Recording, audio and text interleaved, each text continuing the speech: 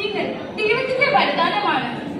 എന്നാൽ ഓരോ മുടന്ന് ന്യായങ്ങൾ നിരത്തി ആ കുഞ്ഞുങ്ങളെ, ആ കുരുന്ന ജീവനുകളെ ഇല്ലാതാക്കിയ ഒരുപാട് പേര് നമ്മുടെ സമൂഹത്തിലുണ്ട്. ജനിക്കാത്ത പോയൊരു കുട്ടി അവരുടെ കഥ പറയുകയാണ് ഇവിടെ. സ്നേഹപൂർവ്വം അവതരിപ്പിക്കട്ടെ ഭ്രൂണ.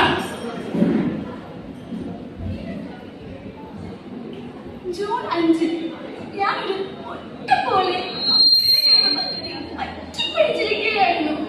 ജൂലൈ 5 ഞാൻ കോശമായി. ജൂലൈ 22 അമ്മ അച്ഛനോട് പറയാം നമുക്കൊരു ഭാവ ഉണ്ടാക്കാൻ പോകുന്നെന്ന്. അമ്മയ്ക്കും അച്ഛനും ഒത്തിരി സന്തോഷമായി.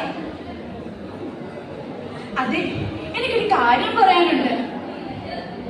എന്താ കാര്യം? പറയും. അതെ, നമ്മുടെ വീട്ടിലേക്ക് ഒരു അതിഥി കൂടി വരാൻ പോകുന്നു. എന്ത് അതിഥിയോ? അതാരാ? മനസ്സിലായില്ലേ? നമ്മുടെ ഇടയിലേക്ക് ഒരു വാവ കൂടി വരുന്നു. എന്ത്? ശരിക്കും ഞാൻ അച്ഛനാകാൻ പോകുന്നു. എനിക്കൊരു മകൻ ക്ഷണിക്കാൻ പോകുന്നു. എന്ത് സന്തോഷമുള്ള കാര്യം ഇത്! എനിക്ക് ഇപ്പൊ തന്നെ എല്ലാവരും വിളിച്ചറിയിക്കണം.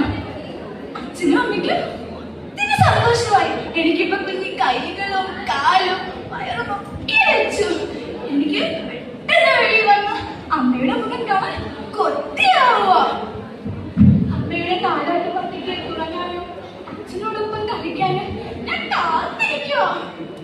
പക്ഷേ പെൺകുട്ടി എന്ന് കേട്ടപ്പോ അച്ഛന്റെ അമ്മയുടെ മുഖം വാടിയൊന്നൊരു തോന്നൽ.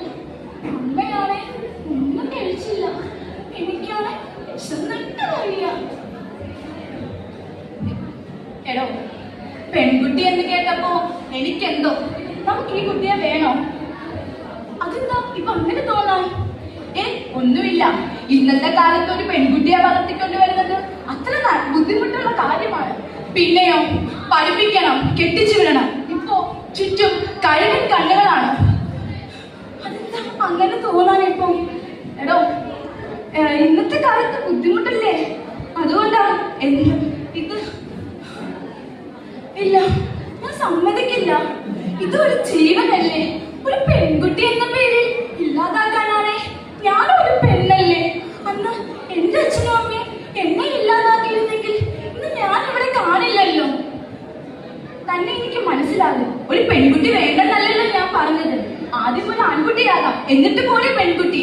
അതാകുമ്പോ അവളുടെ കാര്യം അവൻ നോക്കിക്കോളും. പക്ഷെ ഒരു ആൺകുട്ടി ആയാലോ അവൻ എന്നും എനിക്കൊരു കൈത്താങ്ങാകും. അച്ഛനും അമ്മയ്ക്കും എന്നെ വേണ്ടെന്ന് പറയുന്നത് ഒത്തിരി വിഷമമായി. ഞാൻ കുറെ കരഞ്ഞു നോക്കി, ആരും കേട്ടില്ല. സെപ്റ്റംബർ 22 അച്ഛനും അമ്മയും ആശുപത്രി പോവാ എന്നെ കളയാൻ വേണ്ടി. ഓപ്പറേഷൻ തിയേറ്ററിൽ ഡോക്ടർ അമ്മ സൂചി വെച്ചപ്പോ അമ്മയ്ക്ക് ഒത്തിരി വേദനിച്ചു. അത് കണ്ടപ്പോ എനിക്ക് ഒത്തിരി വിഷമമായി. രണ്ടു വെളിച്ചത്തിൽ ഡോക്ടർ മൂർച്ചായുധമായി എന്നെ അടിക്കാൻ വന്നപ്പോ ഞാൻ ശരിക്കും പേടിച്ചു പോയി. എന്റെ കുഞ്ഞിക്കാലുകൾ ഇഴഞ്ഞറിഞ്ഞ് പിന്നെ കൈകളും ഉടലുകളും 15 മിനിറ്റ് കൊണ്ട് കാലയ്ക്ക് കവലിട്ട്.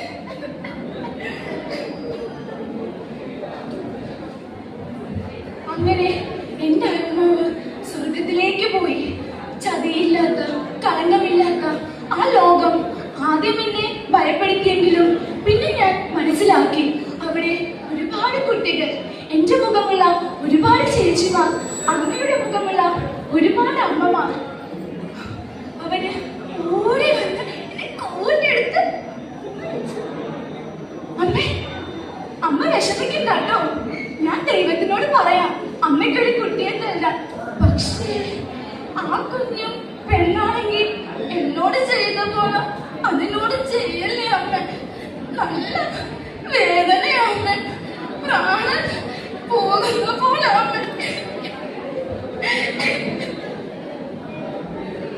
ലോകമേ, ഓരോ പെൺകുഞ്ഞിന്റെ രക്തത്തിലും കണക്ക് പറയാൻ നീ ഒഴുകിക്കൊള്ളുകയും സ്വാർത്ഥതയും ഭ്രാന്തിന്റെയും പേരിൽ ജീവൻ നൽകേണ്ടി വന്ന അനേകായിരം പെൺകുട്ടികൾക്കായി ഞാൻ സമർപ്പിക്കുന്നു. നന്ദി, നമസ്കാരം.